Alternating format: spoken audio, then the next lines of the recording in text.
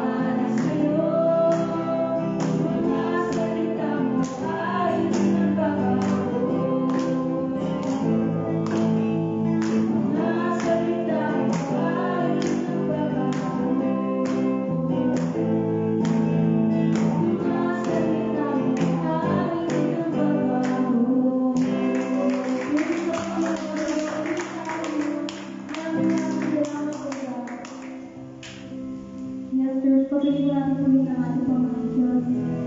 Yes, hallelujah, Lord God, Panginoon. Dakila ka, O Diyos, sa buhay ng bawat isa. Tuloy ang karapat-dapat na purihin at bigyan ang pasasalamat, Panginoon. Maraming salamat, O God. Humihigit, O Diyos, sa kailangan.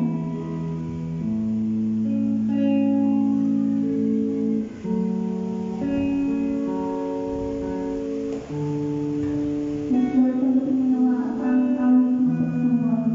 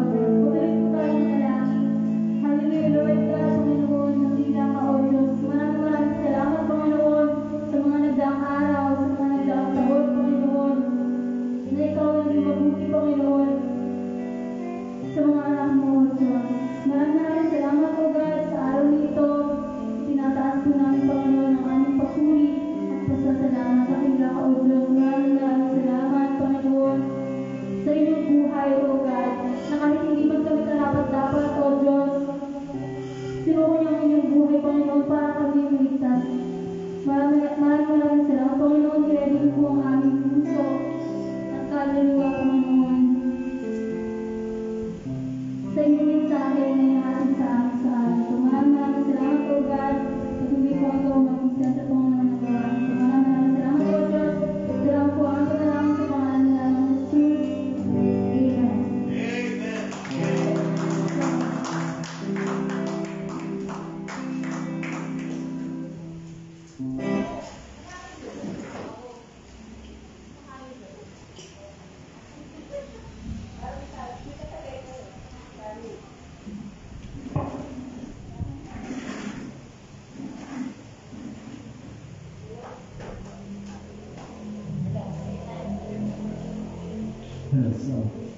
Okay, isa pong mapagpalang umaga ang sumaatin.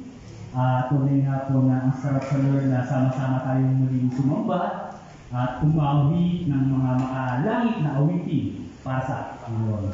And of course, good morning din po sa ating mga online worshipers na nakiisa po sa ating panambahan ngayong umaga. Mapagpalang umaga din po sa inyo, nasa tahanan kayo, nasa kung saan man at hawak ng inyong pong gadget. Tayo po ay nagagala at sama-sama po tayo in person man or in online worship service. So para po sa mga natin po, meron po akong ipamimigay na Gaxing logo sticker. Baka gusto niyo po mamaya, kuha lang po kayo rito for free po ito. So pamastong handog ng Panginoon sa buhay natin. So simple lang siya, sticker lamang po siya. So kung saan niyo po nais i-dikit ay maaari na po. So alright, so nakamiss yung ganitong pagkakataon na tayo ay magsama-sama sa harapan ng Panginoon ay tayo po ay umahawi. Nakakamiss yung tinig ng bawat isa sa atin na habang sumasamba sa Lord. Namiss ko talaga ito. At ngayon pong linggong ito ay patuloy po natin sinusubukan at isinasagawa yung pagsamba po natin sa Panginoon sa pamamagitan naman po ng pagsasama-sama po natin sa iisang lugar. So last month at sa mga nagdaang buwan pa ng ating buhay bilang mga Kristiyano, lahat po tayo nagsama-sama sa pagsamba sa pamamagitan po ng internet ng online platform po natin. Kaya namiss po talaga natin ang gatong pagkakataon. So ngayon ay dadako na po tayo sa pinakamensahe ng ating Panginoon sa umaga po ito. So bago po muna tayo dumako sa pagbubulay-bulay ng salita ng ating Panginoong Kristo, inaanyayahan ko po ang bawat isa na narito sa simbahan ito sa ating kalagitnaan at mga kasama po natin sa Facebook Live po na tayo po ay sama-sama. So tayo po manalangin. Dakilang Diyos, aming Ama, maraming salamat Lord sa pagkakataon ito po o Diyos na itong pinagkaloob sa aming buhay. Salamat Lord sa alam Panginoon ng pananampalataya at patuloy mong pinaahalap ito o Diyos.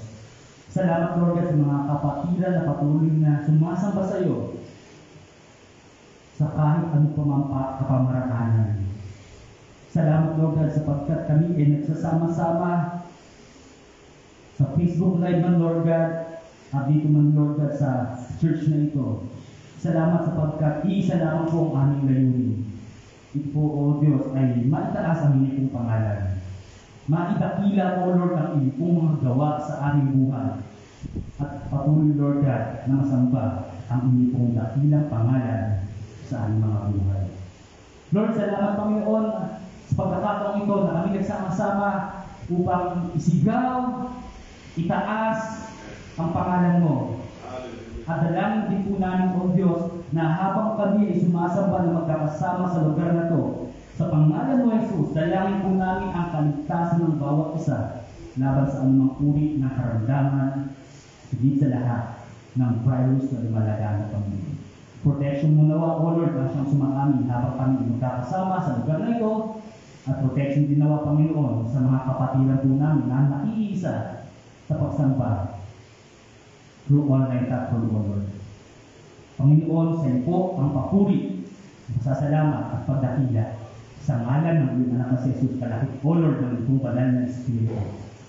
Amen. So, purihin Purihin po ang Diyos sa umagang ito. Alright. So, may kita niyo po sa ating screen, ang mensahe ng Panginoon ay about warnings. Pastor Edmar, para nakakatakot yung mensahe ng Panginoon about warnings agad ha. Ang tagal ng warnings, babala. Parang may babala agad to ha. So ay ba ibabala patungkol sa COVID-19 na lumalaganap at bagong variant? Hindi po. Babala ito para sa ating pong mga buhay na kung saan malaman natin ano-ano po ba yung mga babala ng Diyos sa ating buhay. Ang Pasko po ay lumipas na. Nangyari na sa taong ito, tapos na. At sa history, sa Bible, sa whole scripture, natapos na rin ang Pasko sapagkat ang Pasko ay naganap nung isinilang ang ating Panginoon. Ngayon, ang Pasko ay naganap noong December 25. Tapos na. So, what is next after Christmas? Ano po yung susunod pagkatapos ng Pasko? Doon na po ba matatapos yung ating tagal na panahon? Inantay natin, no? Sa balita, nagka-countdown 4 days ago, Christmas na, 3 days ago, hanggang ayan na nga, dumating na. Abang-abang tayo. So, inabangan po natin yung Kapaskuhan. But right now, ang Pasko ay natapos na. So, bago po natin pagbulay-bulayan at himay-himayin ang mensahe ng ating Panginoon, ating pong inaanyahan na ay magsitayo po at sama-sama po natin basahin ang kanya pong banal na salita na matatagpuan po sa Mateo chapter 2 verses 11 to 15. Aking pong babasahin ng buo at kayo po ay maaari na lamang po sumabay sa aking pagbabasa ng matahimik po. Okay, verse 11. Mateo chapter 2 verses 11 hanggang 15. Verse 11 po tayo. At pagpasok nila sa bahay ay nakita nila ang bata kasama ang ina nito, si Maria. Sila yumuon at sumamba sa bata. Binuksan nila ang mga sisidla ng kanilang kayamanan at naghandog sa kanya ng mga regalong ginto, kamangyan at mira. At dahil binalaan sila ng Diyos sa pamamagitan ng panaginip na huwag na silang babalik kay Herodes, dumaan sila sa ibang daan pauwi sa kanilang sariling bayan. Verse 13. Nang makaalis ang mga pantas, nagpakita kay Jose sa isang panaginip ang isang anghel ng Panginoon. Bumangon ka, sabi nito sa kanya, dalhin mo ang bata at ang kanyang ina. Tumakas kayo at pumunta sa Ehipto. Manatili kayo roon hanggang sabihin ko sa iyo, sapagkat ipahanap ni Herodes ang bata upang patayin niyo. Bumangon nga siya at nang gabi rin iyon ay dala ang bata at ang ina nito papuntang Ehipto. Verse 15. Sila ay nanatili roon hanggang sa mamatay si Herodes. Naganap ito upang matupad ang sinasabi ng Panginoon sa pamamagitan ng propeta. Mula sa Ehipto ay tinawag ko ang aking anak.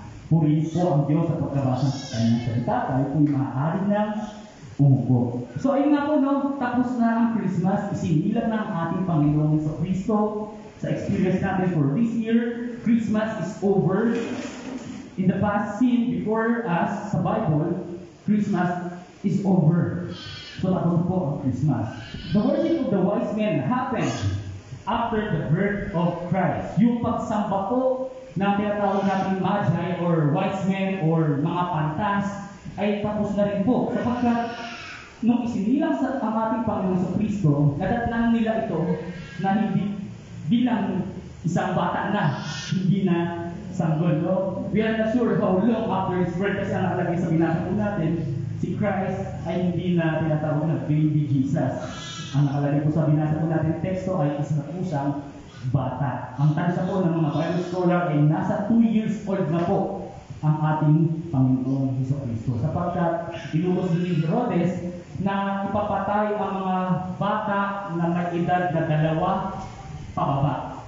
Kaya naman po ang tansya nito ay si Christ yung time na nakarating ang mga wise men ay isa ng bata. So medyo may may naiba yung tinatawag, yung bilin ba yun? Yung kapamanakan ni Christ. Bilin po ba ang tawag doon?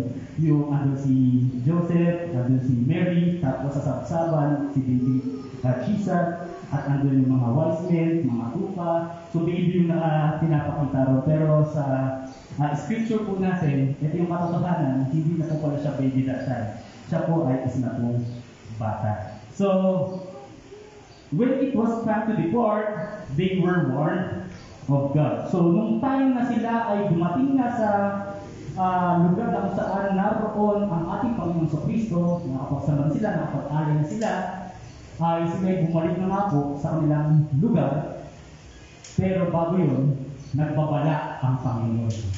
So, ito po yung mensahe ng ating Lord about the warnings of God. Yung babala ng ating Panginoon. There are many warnings in the Bible. Kung titignan po natin from Genesis to Revelation, ang daming warnings ng Lord. Bigyan ko lang po kayo ng ilang halimbawa.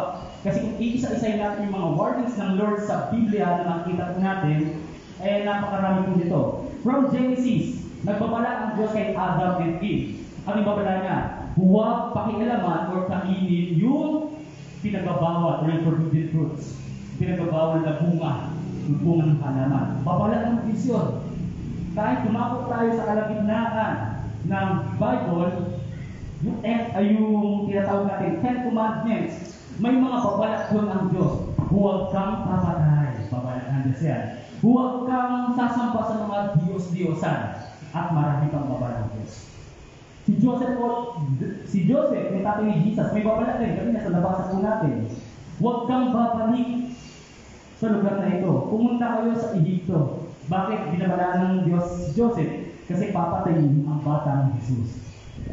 Sa Revelation tayo, forward natin from Genesis to the middle of the Bible, sa opening or sa first 4 Gospels ng New Testament, hanggang sa dulo ng New Testament sa Revelation, may babala ng Diyos. Ang daming babala ng Diyos. At ito yung sa Revelation, no? Kung sino man magdagdag o magbawas ng nakasulat sa banal na salita, ay idadagdag din ng Diyos ang kaparusahan. No? Mga babala ng Diyos. So maraming kapamarakanan, maraming babala ng Diyos. Pero, ano ba yung purpose ng babala ng Diyos? Of course, God has a special purpose in His warnings. May dakilang motibo ang ating Diyos. May dakilang pakay ang Diyos sa mga purpose niya sa kanyang mga babala para sa atin. Tunghayan po natin yung 3 puntos ng salita ng Diyos. Pero, ganun pa man, ay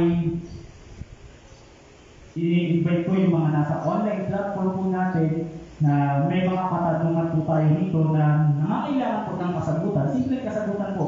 Personal reflection po ninyo sa inyong buhay bilang Kristiyano. So kapag may simpleng tanong, nangangailangan lang din po ito na simpleng sagot. Para man po sa mga kapatiran po natin na rin po sa ating panambahan, self-reflection na naman po, no? Wala po kami papel, wala po papel na binigay para sa lahat nito, no? So self-reflection naman po ito or self-evaluation po natin. Okay, first point po ng mensahe ng ating Panginoon. God's warning or God's warnings are to change the direction of our lives. In verse 12, balikan po natin yung verse 12. Ano sinasabi ng verse 12 sa atin? At dahil dinalaan sila ng Diyos pamamagitan ng panaginip na huwag na silang babalik kay Herodes, dumaan sila sa ibang daan pauwi sa kanilang sariling bayan. They departed into their own country in another way. So bumalik sila, pero yung daan nila hindi na pabalik kay Herodes, kundi umipa sila ng landasin. So, reviewin natin yung daan na tinahan ng mga pantaslo. Naglakbay sila sa malayong lugar at sila ay talagang nahirapan sa paghahanap dahil walang GPS that time, walang Google Maps that time. Ang meron lang yung bituin na nasa langit. Ito, kaya meron tayong star sa ating Christmas tree, palatandaan na ito yung binigay ng Diyos na pinaka-GPS nila o pinaka-compass nila that time para matagpuan ang ating Panginoon sa Kristo. Dumating sila sa Jerusalem at pinatawag sila, dumating sila sa harapan ni Herodes at nag-usap sila, binalita nila kay Herodes yung bili ng anghel sa kanila at sabi ni Herodes, sige, hanapin nyo at bumalik kayo dito nang ako din man ay makapagsamba sa hari ng mga Hudyo, sa bagong hari ng mga hari. Pero iba yung purpose doon, Herodes. Hanggang sila po ay dumating na sa harapan ng batang si Jesus, sumamba, nagbigay ng regalo, at eto nga, bumalik na sila. Pero sila po ay nag-iba ng landas. Meeting Christ by faith, changing the way we take in life. po natin i-imply po natin, i-reflect po natin sa buhay natin para tayong mga pantas noon. Sa ibang pagkakataon sa ibang history ng buhay natin o sa ibang istorya ng buhay natin, para tayong mga pantas na tayo ay salisi sa landas ng Panginoon. Dinadaanan po natin yung landasin natin, yung pakay natin, yung nais lamang natin ang dinadaan natin. At tayo yung nagbilid sa sarili natin patungo sa kung saan man ang nais natin. Pero, nung na-meet natin si Christ, nung nakilala natin ang ating Panginoong Kristo, yung landas na tinatahak natin ay nagkaroon ng bagong landasin. At inahakong natin yung landas na ibinigay ng ating Panginoong Kristo. Katulad ng mga wise men na to. May landas sila, pinababalik sila ni Herodes, pero nung na-meet na sila ni Christ, na-meet na nila si Christ, nag-iba na sila ng landas. Sinunod nila ang tingin ng mga anghel, ang payo ng ating Panginoong Kristo.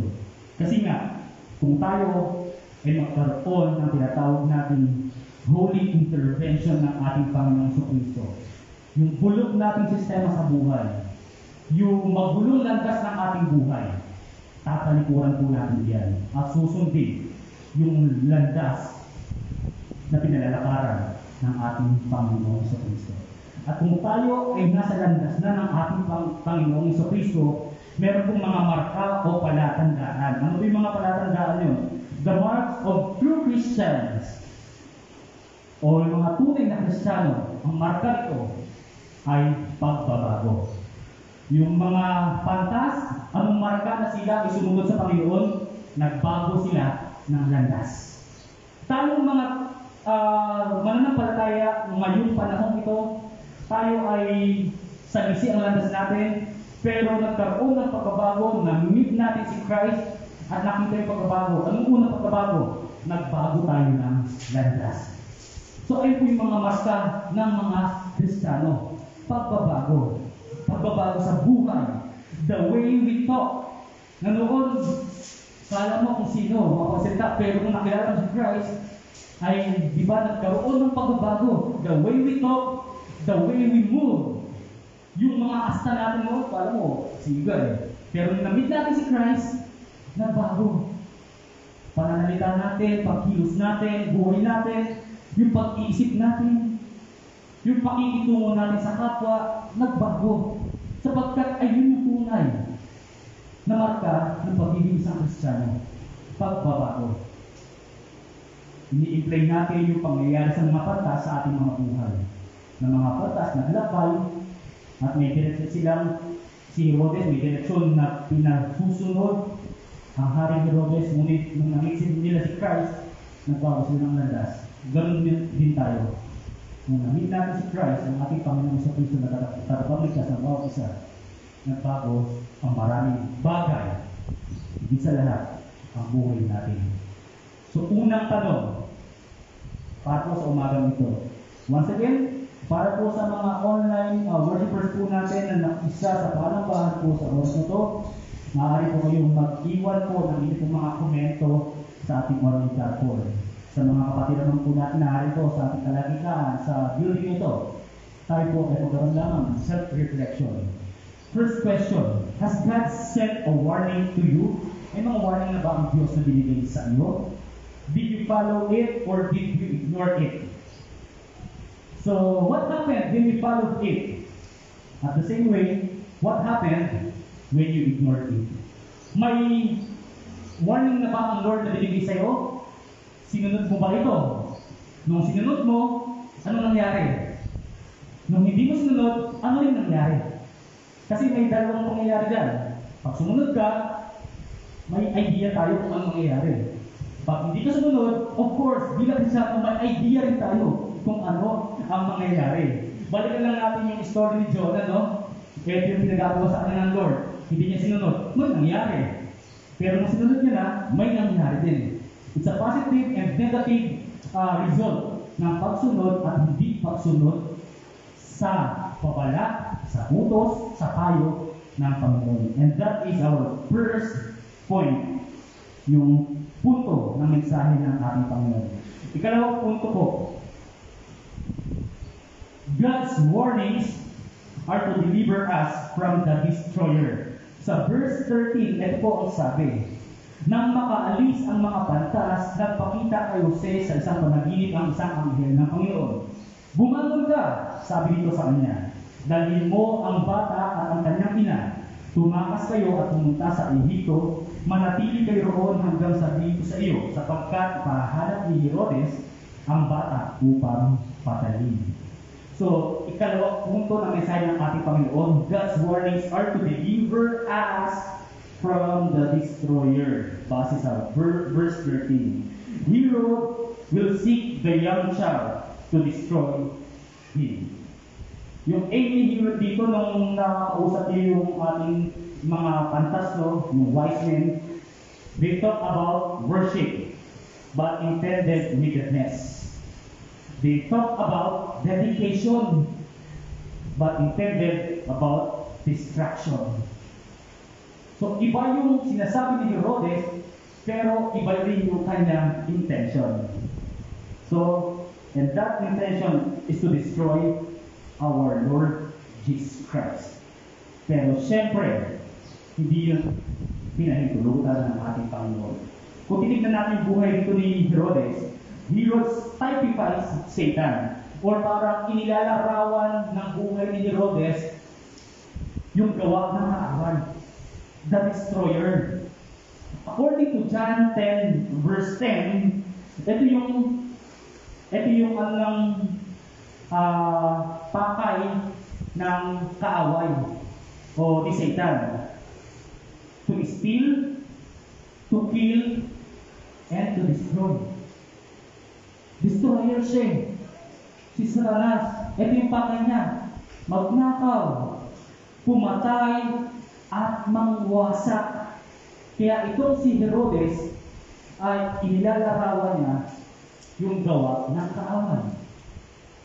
Para pumatay, nakawin sa ating kaligtasan, at wasakin ang ating Panginoong Jesucristo. But Jesus came to destroy the works of the destroyer. According to 1 John 3 verse 8. Sabi po ito sa 1 John 3 verse 8, ito po ang nakasulat sa last part po ng verse na ito, the reason the Son of God appeared was to destroy the devil's work. Ayan po yung purpose ng ating Panginoon sa Kristo. Isa sa mga purposes ng ating Panginoon sa Kristo. Of course, the ultimate purpose of our Lord Jesus Christ, kung bakit sa sinila, ay dahil tayo ay nangangailangan ng kaligtasan. Noong December 24, number time Christmas Eve, sa opening remarks yung sinabi ko, habang pagkatapos ng preaching ni Pastor Dennis, isang salita lang yung inilagay sa puso ng Panginoon, yung word na bakit. So, bakit may Pasko? Kasi sinilang si Kristo. Bakit sinilang si Kristo? Kasi ibinigay siya ng kanyang Ama. Bakit ibinigay siya ng kanyang Ama? Kasi nangangailangan tayo ng tagapagligtas. Bakit tayo nangangailangan ng tagapagligtas? Dahil tayo ay makasalanan at may tiyak na kamatayan. At yung mga bakit na yun ay nasagot ng ating Panginoon. Yung mga bakit na iyon sa puso ko, sa buhay ko, ay nagkaroon ng kasagutan. Kaya ibahagi natin ang kaya yun sa ating mga kapatiran. Yung word na bakit. Para mas malinawan sa kaisipan ng ating mga kapatiran kung bakit may Pasko. Kasi yung Pasko, di ba? About, Santa Claus eh. Mas kilala ng mga bata si Santa kaysa kay Christ. Mas kilala nila si Santa Claus kapag Pasko, Santa. Hindi nila alam kapag Pasko, Jesus Christ. So, ayun po. Jesus came to destroy the works of the destroyer. So, second question. So, ikalawang tanong na po ito. What are the deeds of the enemy in your life that our Lord has destroyed? Ano na yung mga gawa ng kaaway sa buhay mo na winasak ng Panginoon? So marami po yan. Marami ikaw ay dumating sa harapan ng tentasyon, dumating sa isang pagsubok na gawa ng kaaway katulad ni Job, gawa ng kaaway, mga pagsubok sa kanyang buhay, na inalaw ng Lord, pero nakita yung resulta ron. Ano po yung mga gawa ng kaaway sa buhay mo na winasa ng ating Panginoon? So, makishare na lang po upang maya-maya ay mabasa rin po natin ito. Okay, so bago tayo dumating o dumako sa ikatlong punto ng mensahe ng Panginoon, balikan lang po natin yung first point at second point ng mensahe ng ating Lord. First ay about God's warnings are to change our direction of our lives. Na kung saan na-meet natin si Christ, nung na-meet natin siya, nagbago tayo ng landas at maraming pagbabago ang naganap sa ating buhay. Born again tayo. Ikalawa, God's warnings are to deliver us from the destroyer. Gaya ng pangyayari sa verse 13, pinoprotektahan ng ating Panginoon, inilayog sila sa destroyer kay Herodes upang ma-proteksyonan at maganap ang pinaka-propesya about Christ. At ngayon po, yung third point ng mensahe ng ating Lord ay about God's warnings are to direct us into the design of His Word, which is the Holy Scripture. So yung buhay po natin ay idinidisenyo ng ating Panginoon base sa Kanyang banal na salita. Sabi nito sa verse 15, kung makikita po natin, mababasa natin, sa pinakahuling bahagi. Ito po, matupad ang sinabi ng Panginoon sa pamamagitan ng propeta. Mula sa Ehipto ay tinawag ko ang aking anak. So, naganap ito upang matupad ang sinabi ng propeta na nakabase sa salita ng Diyos. So tayo, bilang mga Kristiyano, God intends to bring our life into the line with the Bible. So, i-compare natin kung tayo ay susunod sa mundo at susunod sa salita ng Diyos. Tignan po natin, yung mga nanonood siguro di makita, no? Pero hayaan niyo po, i-share ko na lang po sa inyo yan. Ito yung pattern kapag sa mundo tayo sumunod. Sa 1 John, 1 John chapter 2, verses 15 hanggang 16, ito yung sinasabi, do not love the world or anything in the world. If anyone loves the world, love of the Father is not in them. Verse 16, for everything in the world, the lust of the flesh, the lust of the eyes, the pride of life, comes not from the Father, but from the world. Kung ang buhay natin ay nakapattern dito sa mundo, sa makamundong gawain, ito yung sabi ng Lord, the love of the Father is not in them. Because lahat po ng bagay nasa mga makamundong gawain ay hindi nanggaling sa Ama, kundi nanggaling sa makamundong pangyayari, kaganapan, at mga bagay sa ibabaw ng ating mundo ito. Ano naman po, kapag tayo po ay nakapattern sa salita ng Diyos, according po sa John 15 verse 7. John 15 verse 7, if you abide in me, and my words abide in you.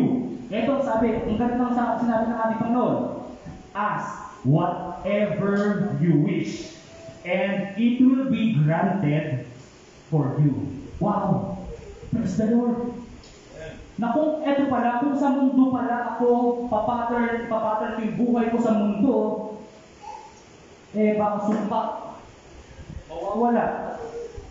Sumpa ang ibibigay sa amin, ngunit kung maipapattern ko ang buhay natin sa salita ng Diyos, yan ang nais ng ating Panginoon. God's warnings are to direct us into the design of His holy word. So kung may papattern natin sa Biblia, sa salita ng Diyos, ang ating buhay, ito pong sabi if my words abide in you, ask whatever you wish, and it will be granted for me. Ano man po yung ating naisin, hilingin po natin ito sa ating Panginoon, at ito ay ibigay sa atin ng ating Diyos. Ikatlong tanong, at pinakahuling tanong po ito, para po sa mga kapatiran po natin na sa online platform po natin, hindi na rin po ito kailangan sagutin. kailangan nyo na lamang po i-evaluate ang inyong sarili. Yung first question, second question, kailangan natin sumagot, mag-participate, mag-comment sa ating online platform. Pero itong third question, sila pong kailangan natin gawin, self-evaluation. I-check natin yung ating puso. I-check natin yung ating buhay. And this is the question. Is your life patterned in the Bible? Ang buhay ba natin ay nakaayon sa salita ng Diyos? Huwag na po natin sagutin ito sa ating online platform, but magkaroon lamang po tayo ng self-evaluation. Bilang pagtapos po o pagtatapos sa mensahe o pagbuhay-buhay ng mensahe ng ating Panginoon, narito po ang mga puntos pa bilang panapos na pananalita. Una, God sends His warnings in different ways. Yung sa wise men, pati kay Joseph, yung warning ng Lord ay binigay niya sa pamamagitan ng panaginip.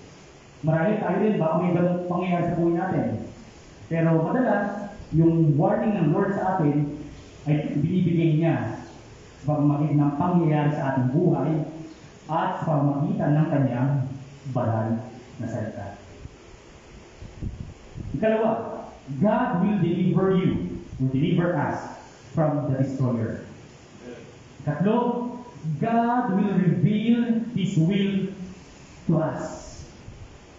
At ikaw din, sa conclusion ng mensahe ng ating Panginoon, God will lead us into the wonderful design of His holy word. Purihin po ang Diyos, tayo po ay manalangin. Dakilang Diyos, maraming salamat, Lord, sa iyong banal na mensahe na kung saan natapos na ang Kapaskuhan, ngunit mananatili po sa amin ang pagsamba sa iyong pong dakilang pangalan. Mananatili sa aming puso, mamumutawi sa aming bibig ang pasasalamat, ang pagpupuri, at hindi na natin kailangan pa antayin ang Christmas upang manabik sa pagsamba sa iyo. Ngunit, Lord God, araw-araw ay manabik kami na makasalamatan ang mga bagay na ginawa mo at ginagawa mo sa aming buhay. Sapagkat ikaw, Ama, ay dakila. At dakila ang iyong gawa na binigay mo ang iyong bugtong na anak na si Jesus upang kami mga makasalanan ay makasumpong ng liwanag at higit sa lahat ng kaligtasan. Lord, salamat Panginoon sa mensahe mo sa mga oras na ito, sa mga warnings mo, Lord God, sa aming buhay.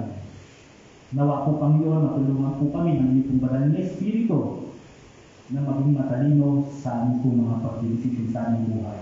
Masunod, O Diyos, ang iyong mga warnings, masunod po Panginoon, ang iyong mga pinag-uutos, ang iyong mga payo sa aming buhay. At magpatar po namin ang landasin ng aming buhay sa iyong banal na salita. Puri ka po Panginoon, maraming salamat Lord God sa iyong kabutihan. Sa iyo ang mataas na papuri at pagdakila at pagluwalhati sa pangalan po ng iyong anak na si Jesucristo, kalakit Lord God, ng iyong banal na Espiritu. Tayo pong lahat ay magsabi ng Amen! Palakpakan po natin ang ating Diyos sa ating salamat. Hindi po, tawagan po si Reverend Arnelisa Senado para magbigay po sa atin ng ilang pong announcement. Magandang umaga po sa lahat po ng ating mga kapatid na naka-online at naka-face-to-face ngayon po na umaga nito. Alam niyo po ba na ngayon ay ang huling linggo ng taong 2021. At nagpapasalamat tayo sa Panginoon na tayo po ay nagkaroon ng pagkakataong magkaroon ng face-to-face. And atin din pong nilig sa Panginoon na sa year 2022 magpatuloy pa.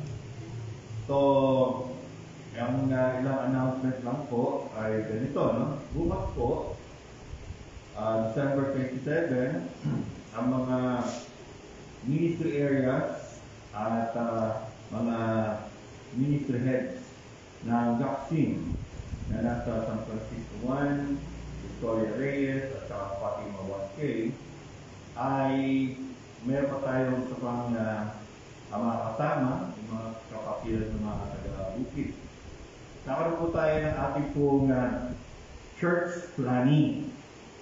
So sa ating pong church planning, ay meron po tayo nagawa noong year 2019 para sa year 2020 na hindi ho natuloy. Dahil noong pong January, okay, then February 2020, tumabog yung paan. Pwektuhan po tayo doon. At dumating yung March, nagkaroon naman po ng lockdown. So, ang mangyayari po bukas ay yung pong mga na-prepare at napagkasunduan mga activities, karoon po ng evaluation, kung alin po doon ang papalitan, alisin, at pagpapatuloy. So, yun po yung magiging takbo ng ating pong church planning bukas. At pag po kayo mag-alala, andyan po si Ma'am, ang ating pong Jamju. Muli, makakatigil tayo ng masarap na dalawang merienda sa Santa Ana. Nagkaroon nga po yan ng patikim noong Christmas Eve worship service. Fellowship. Kung sarapat kayo sa pansit, alam niyo na. At doon din sa mga nagdala ng kanila pong mga handa. Then another thing ay yung pong ginagawa natin na New Year's Day fellowship na pumatak po ng Sabado. So, ang suggestion ko ay gawin naman natin ng Linggo, which is January 2. So sa morning, ay magkaroon po tayo ng face-to-face worship. Then sa hapon, tuloy natin yung fellowship natin. Para isang araw lang na abala. Okay po? At syempre, pagdating sa pagkain, the Lord provides. No? Kung may natira pang nung next noche, pwede rin po sahin. Okay? Pero huwag mag-alala. Dahil the Lord always provides. At yung pong mga hindi pa nagpapabakuna, paalaala lang po. Ha? Baka biglang pumatok sa inyo si Omi. No? Wala kayong pamontra. No? Yung The Destroyer. Omi the Destroyer. Kailangan tapatan siya ng yung vaccine. So, tuloy naman po yung vaccination Okay? Kaya meron sa SM, tama ba ako? Tuloy-tuloy lang po yun. At yung gusto magkaroon ng booster, tama po? No? May pwede ho. Tapos yung sa Robinson ba, meron pa rin? Meron pa rin? Opo. Okay? So, ibig sabihin, yung availability ng vaccine, hindi katulad noon, no, na i-schedule pa. Ngayon, ikaw na hinihintay. No? So, yun po yung paalaala na akin pong naipapag sa inyo. At syempre, parang sa bagong taon, no, bilangin po natin yung mga daliri natin. 10 po yan, ha? Okay? Baka mamaya, sa January 2, bawas na. Dahil sa paputok. Alam ko, bawal di ba? Bawal magpaputok. Dahil yung iba kasi, kung ano bawal, yun ang gustong gawin. Okay, sana huwag tayo ganun. Ha? So, iwasan po natin ang paputok. Dahil po mamuhuli. At, para hindi na mabawasan yung daliri natin, o kaya mabawasan ang buhay natin. Then, lastly po ay ano ba? Meron pa ano? Meron po tayo mga responses sa ating po mga ministry activities. Katulad po na sa kids. Ano? yung Saturday school. Tama po ba, Ma'am Jasmine? At meron po siyang merienda. Okay? Para po yung sa ano, nagdasal sa kalusugan. Okay? Tapos pangalawa, yung sa ating pong youth. Tama po, Brother LJ, Brother DJ, Brother Jaydan. At meron sa praise and worship. And also, hopefully, ang ating po mga women ay mapapasimula na rin. Iyak po at maging yung men. So, ibig sabihin, ay po nakatanaw sa taong 2022 na ito ay magiging taon ng pag-asa at pagpapala sa ating Panginoon. Amen po ba? Ayan, wait, itingin ako sa kanila. So, tayo po lahat ay tumayo at magwakas po tayo sa panalangin. Ating tungo ang ating mga ulo, higit ang ating mga mata, at pagkaitangin ang ating mga puso sa diwa ng pananalangin. Pakilang Diyos, aming Ama sa langit, kayo na aming pong sinamba, kayo na aming pong binakila, kayo na aming pong tinaas sa lugar na ito at maging sa cyberspace, pamagitan ng online. Kayo po ang aming pong pinasasalamatan dahil kung hindi sa inyong biyaya, kami po ay wala na dito sa mundo. Balit inyong pinanagana ang inyong biyaya sa amin, sa kabila ng mga pagsubok, sa kabila ng pandemya, sa kabila ng mga tukso na kaaway, sa kabila ng panggugulo ng mga kaaway. Ikaw, Diyos, ang walang tigil na nag-ingat sa amin,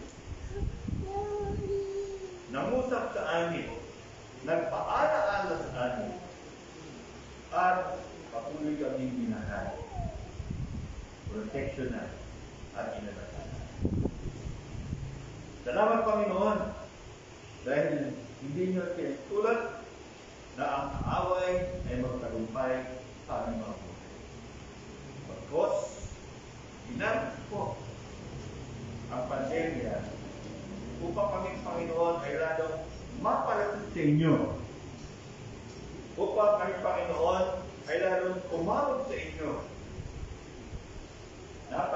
Ginamit ang pandemya upang kami Panginoon sa aming pananampalataya ay lumago pa at naging matatag. Panginoon, ako po bilang inyong pastor at ama at lolo ng aming po mga anak at apo na nasa Dubai ngayon. Alam niyo po ang kondisyon nila ngayon. Nakuhaan po sila ng COVID. Malayo po sila sa amin upang kami ay makatulong. Ubalit naniniwala kami sa pananalangin. At nakakaisang panalangin na nasa papiran. Na sila po ay inyong papagalingin. Na inyo po sila bibigyan ng proteksyon. At pinagtulutan nyo ang ganitong sitwasyon. Dahil meron po kayong dahilan. Meron kayong purpose namin. Malalaman po nila yun at malalaman din po namin. Katulad ng ginawa nyo sa mga buhay ng kapatiran. So Lord, kami po ay naniniwala na ang inyong pong kalooban ang siyang nangyayari, bahagi na doon ay ang pagpapagaling ninyo sa aking mga pangalan. Amin din, Panginoon, tinataas sa inyo ang church planning bukas. Kaya tulad ko po na ang mga kapatid namin sa bukid ay makarating at makasama namin na pangarap magkaroon ng pangitain para po sa taong 2022. Pamitain para po mapalawi, para po maging mabunga ang inyong pong gawain, iniatang sa God Almighty Community. Teacher natin na din.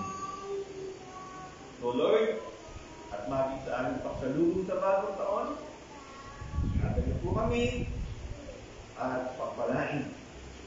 At taunang linggo, yung taong 2022, doon po sa makakaya makarating para po sa face-to-face, galing po nila dito, at doon po sa mga online, sila rin po ang makakasama. Gawin po ako ng linggo, unang linggo ng pagsamba namin sa inyo. At ganoon din po, unang linggo na amin po pag-friendship sa isa't isa sa ngalan niyo. Salamat po, Panginoon, ang among pong panalangin, pangalan ng iyong butunan at salamat po. Palahin po tayo ng Panginoon. Amen po.